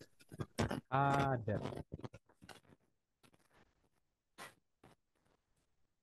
Dari kata hadat. Nah, hadat inilah yang artinya adalah menajamkan. Ya, jadi kalau kita baca, sorry, kalau kita baca dengan yahat berarti dia bersatu, berasal dari kata ehad satu. Tapi kalau kita baca sebagai yahet, itu berarti dia menajamkan, berasal dari kata hadat, menajamkan ya. Jadi ternyata ada dua kemungkinan untuk membaca ayat ini. Kalau kita baca barzel, bebarzel, yahat, ya, besi dengan besi bersatu, ya. Terus kita lanjutkan beish, yahat, panerehu, dan orang bersatu dengan wajah sesamanya itu diartikan sebagai komunitas, persekutuan. Jadi nasihatnya adalah kalian tuh loh seperti besi dan besi saling bersatu, ya. Hendaklah orang yang satu dengan orang yang lain itu bersatu, gitu ya. Nah, tapi kalau dia dibaca sebagai yahet, dia jadi kata yang lain. Maka besi dengan besi saling menajamkan, orang dengan orang saling menajamkan. Ya, diartikan sebagai apa? Sebuah proses untuk berpikir bersama. Jadi persekutuan yang dimaksud ini ada ganda. Marilah kita bersekutu, bersatu, tapi dalam persatuan itu marilah kita saling menajamkan. Dia punya dua pembacaan sekaligus kalau vokalnya kita ganti. Gitu ya.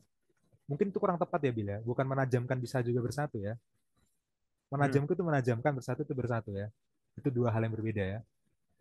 Tapi apa kata ini bisa dibaca dengan vokal yang berbeda itu sebenarnya. Gitu ya. Dan di sini kata penei, penei itu artinya wajah ya. Itu kan nggak ada tuh dalam bahasa Indonesianya itu kan. Cuman coba bahasa Indonesianya lagi dulu. Bahasa Indonesianya, Ya, besi menajamkan besi, orang menajamkan sesamanya ya. Tapi di situ orang bukan hanya sekedar orang menajamkan sesamanya, tapi orang menajamkan wajah sesamanya. Ada pene, wajah. Gitu ya. Nah, itu yang dalam bahasa Indonesia nggak ada kata wajah ya. Dalam bahasa iya. Indonesia nggak ada kata wajah, cuma orang menajamkan sesamanya. Tapi kata wajah ini juga bisa diartikan sebagai akal. Saya artikan Hmm, sebagai akal ya. Jadi orang menajamkan akal sesamanya, gitu ya. Nah, jadi itu maksud mungkin itu aja gitu. iya, bagus banget ya ini Amsal 27 ayat 17 ini ya. Jadi ini juga apa namanya? Refleksi ya. Oke, sudah ada komunitas, tapi apakah komunitasnya dibangun dalam proses berpikir? Ya kan? Apakah apakah ada proses saling menajamkan itu? Nah, Dan kalau ini terjadi ya kemungkinan akan muncul yang disebut terang baru, ngaku punya terang baru, tapi ternyata itu bertentangan dengan Alkitab, ya itu nggak muncul ya, karena setiap nanti ada muncul ide-ide yang mungkin terkesan baru, itu akan diuji oleh iya, iya, komunitas berpikir bersama gitu. iya, Bersatunya tapi untuk saling menajamkan gitu loh. iya. Akan kecil kemungkinan muncul terang baru yang langsung di accept begitu saja, Iya. langsung diterima begitu saja. Iya, ya bagus sekali ya. Aku mau tambahkan sedikit secara doktrin ya. Ini ada satu tulisan bagus ya, Seventh Day Adventist Doctrine and Progressive Revelation ya. Kayak karya P. Gerard Darmstadt, ini kayak orang Jerman deh. Oh Journal Belanda. of Journal of Adventist Theology Society ya ini. Ntar aku copy dulu. Nah ini bagus teman-teman. Dia menguji ya, apakah tren, tapi ini secara sistematika teologi ya maksudnya. Lalu karakteristik apa yang harus digini? Ya contohnya inilah. Ya, true source-nya adalah kitab kayak tadi, nggak boleh bertentangan dengan yang sebelumnya. Lalu pada saat penerimaan itu juga harus dilihat kondisi penerimaannya. Apakah semuanya menerima begitu saja, ataukah ada pertentangan atau bagaimana gitu. Bahkan sampai hal-hal itu juga juga dibahas ya. Dan salah satu apa namanya? Nah ini juga dia bahas ini sebelum sebelum saya membahas komentar Ellen White, dia juga bahas bagaimana kira-kira pandangan kita terhadap kalau misalnya ada terang yang baru. Lalu prosedur apa yang harus kita lakukan untuk berdiskusi tentang terang yang disangka terang baru? Apa tesnya bagaimana gitu? Ya ini masih abstrak sih. Apakah itu berpusat pada Kristus? Apakah sesuai dengan hukum dan apa namanya kesaksian para Roma ayat rasul? 20. Iya, nah jadi ini masih abstrak gitu ya. Tapi menurut saya ini cukup membantu ya, cukup membantu. Lalu, apakah ada implikasi terhadap doktrin sekarang? Apakah itu akan merubah secara total doktrin kita atau bagaimana? Nah, itu juga dilihat ya. Mungkin ini bisa jadi bahan kajian bagi teman-teman ya pada saat menajamkan sesama gitu. Nah, ini ada sumbernya apa dari tulisan dia ini cukup bagus ya. Nah, saya akan copy ke sini. Tulisannya White untuk menutup pertanyaan ini ya. Untuk menutup pertanyaan ini adalah ya ini ya. In every age, there is a new development of truth, a message of God to the people of that generation. Ya. Di bagian yang paling pertama ya, setiap generasi itu memiliki pesannya sendiri, memiliki pesan terang, karena terang itu kan sedikit demi sedikit, gitu ya. Bukan berarti terang yang lama tidak menjadi terang bagi generasi sekarang, bukan. Maksudnya ada terang khas yang diberikan kepada generasi itu apabila mereka mencari, gitu ya. Tetapi kebenaran baru tidaklah independen dari kebenaran yang lama, tetapi adalah unfolding ya, tetapi adalah apa namanya pembuka apa namanya pernyataan yang lebih baru gitu ya. Unfolding itu kan seolah-olah membuka sesuatu yang belum kelihatan, begitu ya. Itu kutipan yang pertama. Jadi bagus. Kutipan yang kedua juga ada ini ya. Ini ya. Di bagian yang paling terakhir ya. If God, jika Tuhan memiliki sesuatu yang baru untuk dikomunikasikan, ya, Dia akan membuat orang pilihannya itu mengerti. Ya, orang yang pilihannya itu mengerti dan akan membukakan hikmat mereka ya di tengah kegelapan. Ya, jadi poin ke, poin selanjutnya adalah kira-kira pertanyaan paling paling ini ya. Kira-kira Tuhan mau nggak ya saya mengetahui kebenaran ini gitu ya. Kira-kira ini sesuai nggak ya dengan nafas Tuhan gitu kan kalau pelajarannya sebelumnya. Kira-kira sesuai nggak gitu. Karena kalau Tuhan mau mengkomunikasikan sesuatu yang baru, ya pasti dia akan memberitahu gitu ya. Ada satu ayat juga bagus tentang itu ya. Yang apa namanya? Umatku binasa karena kurangnya pengetahuan. Saya ya. Hosea ya. Nah, jadi artinya Tuhan berbicara melalui pengetahuan akan firman Tuhan, ya kan? Ya, kalau dia mau tahu memberitahu sesuatu pasti dia kasih tahu. Begitu ya, Yan, menurutku untuk pertanyaan satu dua. Pertanyaan ketiga, ya. Dimanapun Anda tinggal, budaya Anda akan mempromosikan nilai-nilai, ide-ide, dan kode-kode moral yang dalam beberapa hal bertentangan dengan apa yang kitab suci ajarkan. Setelah mengidentifikasi area-area konflik ini, bagaimanakah Anda melihat diri Anda dan kita sebagai sebuah gereja dalam menghadapi tantangan-tantangan ini? Bagaimanakah kita tetap menjadi warga negara yang baik, sementara pada saat yang sama tidak menyerah pada nilai-nilai yang menyimpang yang dinyatakan oleh budaya kita? Ya, sebelum Rian menambahkan, karena aku tahu Rian akan bicara sesuatu tentang hal ini. Sebelum Rian menambahkan, ya tambahan pertanyaan untuk Rian ya sebelum dia menjawab. Ya, sering sekali yang dibilang terhadap hal ini ya dalam bahasa kerennya adalah kamu ini konservatif bukan konservatif apa namanya? Kita pernah bawa tentang ini yang sekali PA. Apa tuh? Kamu ini tidak toleransi. Nah, toleransi dan kompromi itu tipis bedanya. Nah, mungkin bisa dengan kata-kata yang lebih ini ya, lebih praktis. Toleransi dan ini kan sebenarnya dibilang, bagaimana kamu bisa bertoleransi dengan orang lain, tapi kamu di saat yang sama tidak boleh kompromi. Ya, Kalau seandainya ada budaya-budaya yang menentang nilai-nilai kamu, tapi kamu juga harus menghormati mereka. Nah, jadi gitu ya, toleransi dan kompromi. Nah, silakan ya. ya coba bila aja dulu deh. Coba. Aduh, janganlah. Gue udah lempar bolanya ke lu.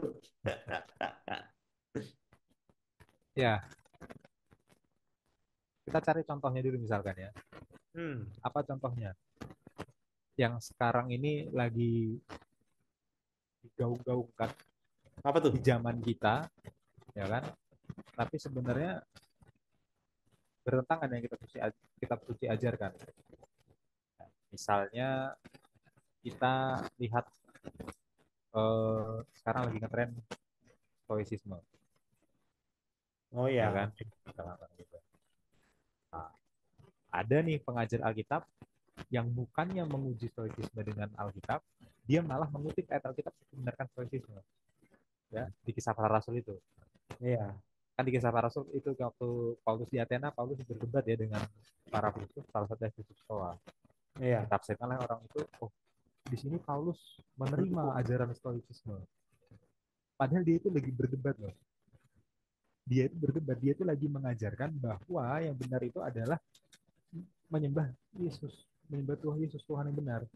Yang adalah Yahweh itu sendiri Yesus. Dia lagi mengajarkan itu loh.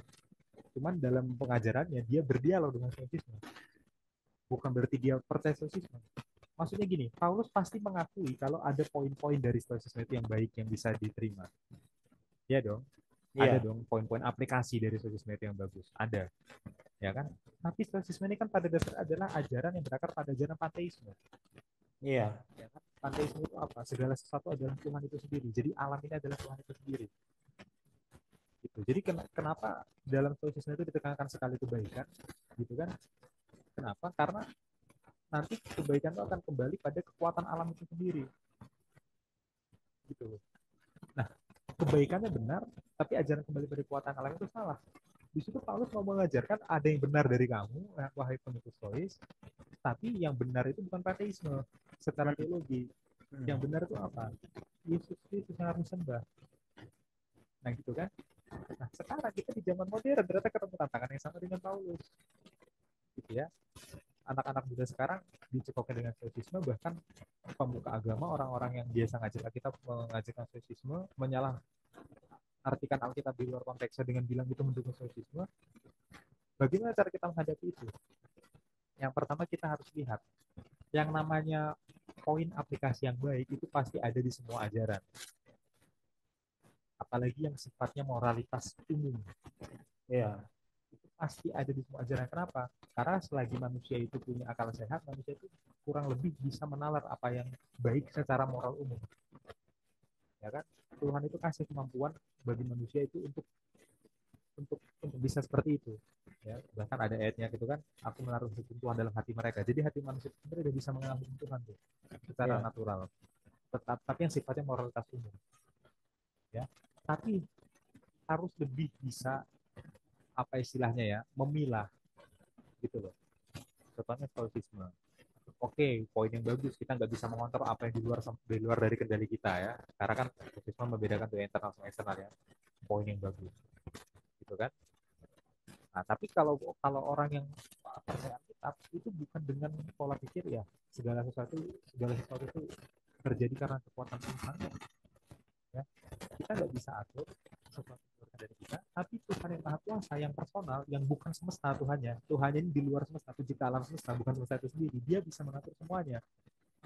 Nah, kita bisa memilah itu. Ya, jadi poin-poin yang baik itu kita bisa ambil, tapi kita nggak bisa pukul rata semua ideologi kita terima, gitu, gitu ya. Stoicisme ini kelihatannya kuno, tapi sekarang ngetren banget gitu kan.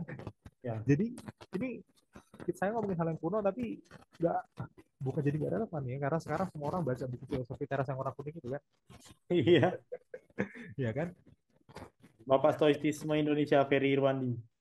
Oh iya ya, dari Irlandia yang punya channel Yang YouTube ya. yang yang terakhir-terakhir ini. Bukan berarti dia orang yang buruk ya. Iya gitu.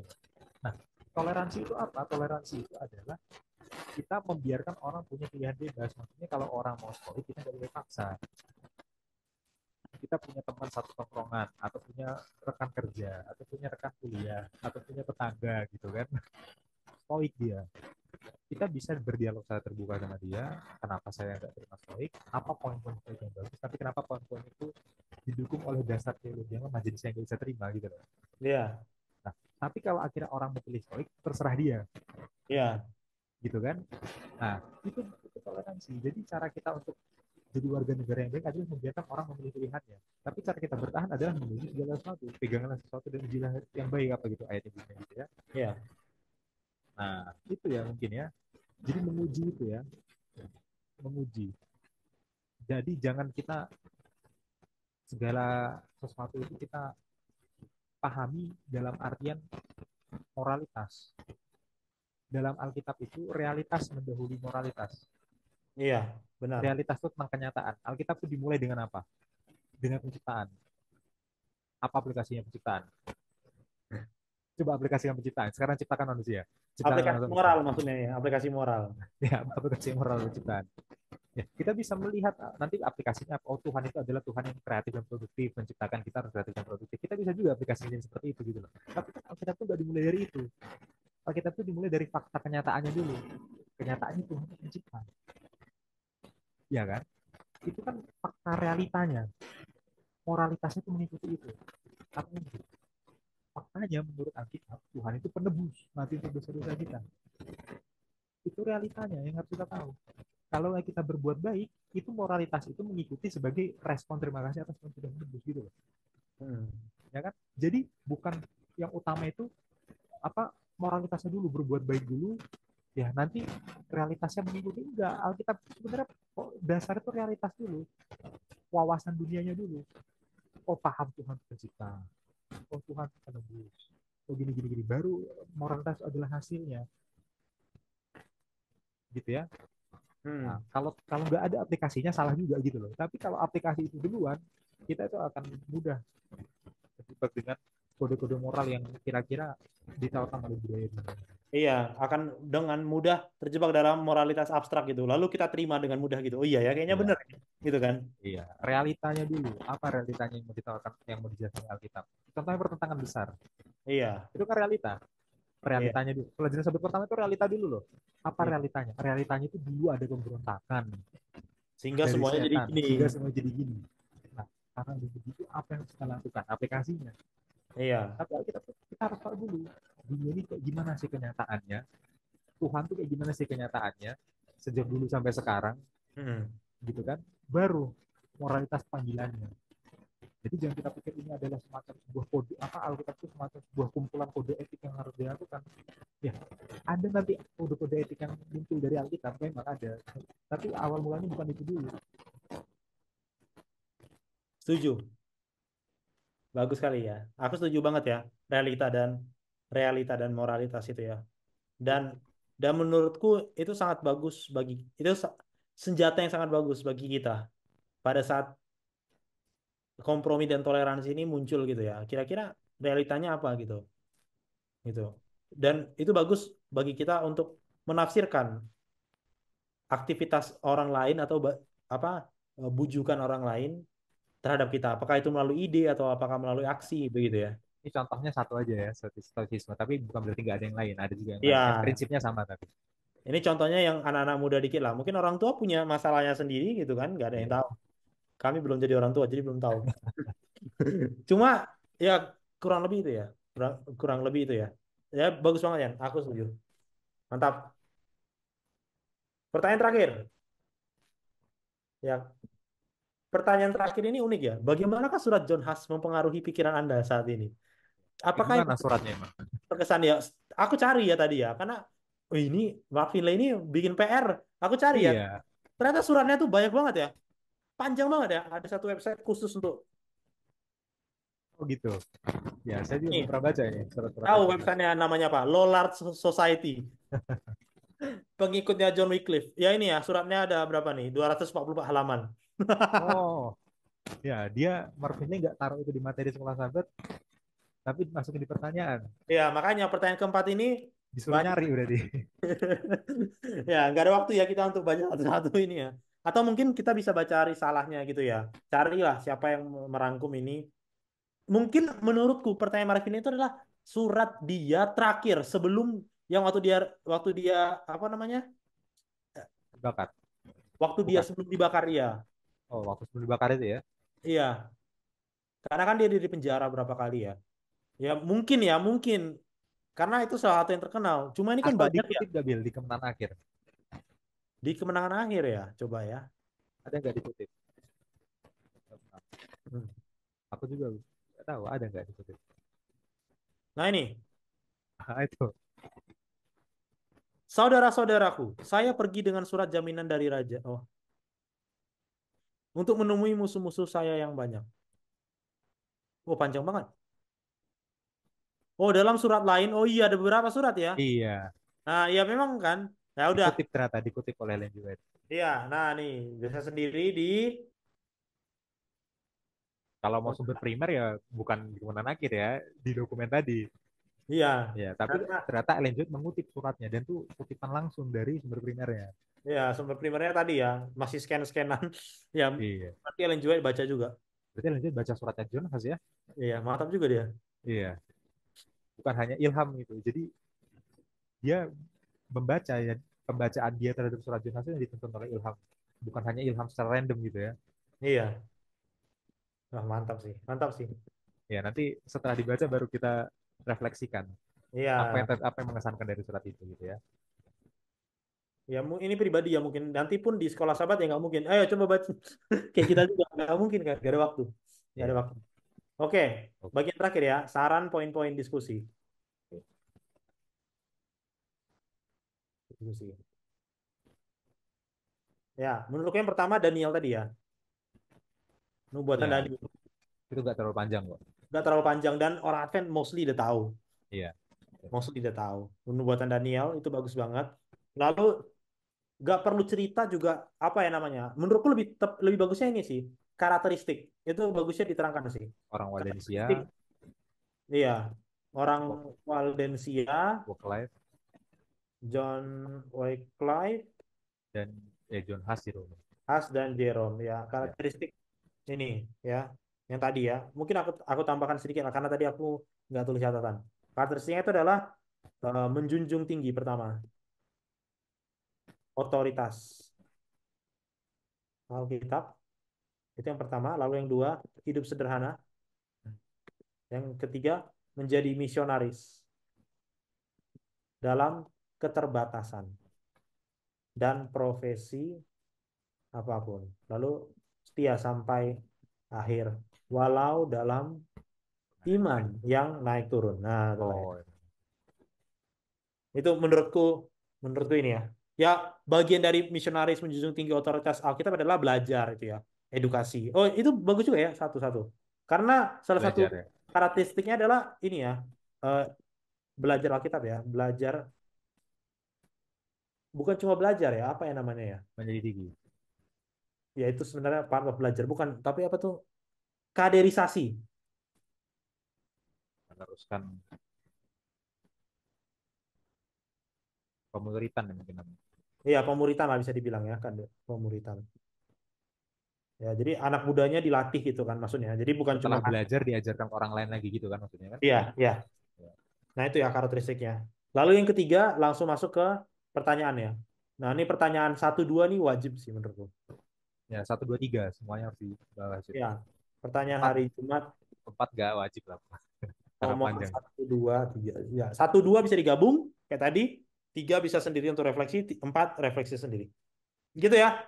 Iya. Ada latihan tambahan? Udah kalau dari aku udah. Udah ya. Oke, mantap. Pelajaran kita bagus. Walaupun tadi kita untungnya ada pertanyaan 1, 2 ya. Jadi kita bisa eksegesis sedikit ya ayat. Karena memang di pelajaran ini nggak terlalu banyak. Ya Iya. bisa kita eksegesis ayatnya. Lebih banyak cerita sebenarnya. Baca ini pun Iya. lebih banyak cerita. Apalagi baca kemenangan akhir. Cerita semua ya. Kita semua. Iya. Cerita semua. Ya, bagi yang malas, ya ada website TGCME. Tapi bagusnya, tapi di sini nggak ada surat John Huss ya. Jadi kayaknya Ya harus baca namanya aja rangkuman ya. harus tetap baca kemenangan akhir ya. Di sini nggak ada surat John Huss. Begitu teman-teman. Terima kasih yang sudah mengikuti video ini. Semoga kita tidak bosan belajar ya. Semoga kita tidak bosan belajar. Untuk menutup pembelajaran kita pada video kali ini, saya akan pimpin kita di dalam doa. Mari kita bersatu dalam doa. Bapa di sorga, terima kasih Tuhan, Engkau sudah memberikan kami hikmat untuk belajar.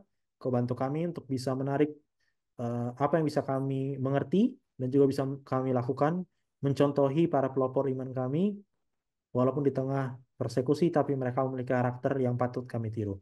Bantu kami sebagai pribadi maupun sebagai komunitas untuk bisa menjadi terang yang terus bertambah seiring Engkau datang. Terima kasih Bapa di sorga, dalam nama Yesus kami berdoa. Amin. Amin. Shalom teman-teman semua. Kalau Ya, semuanya. terima kasih. Jangan lupa like, share, dan subscribe.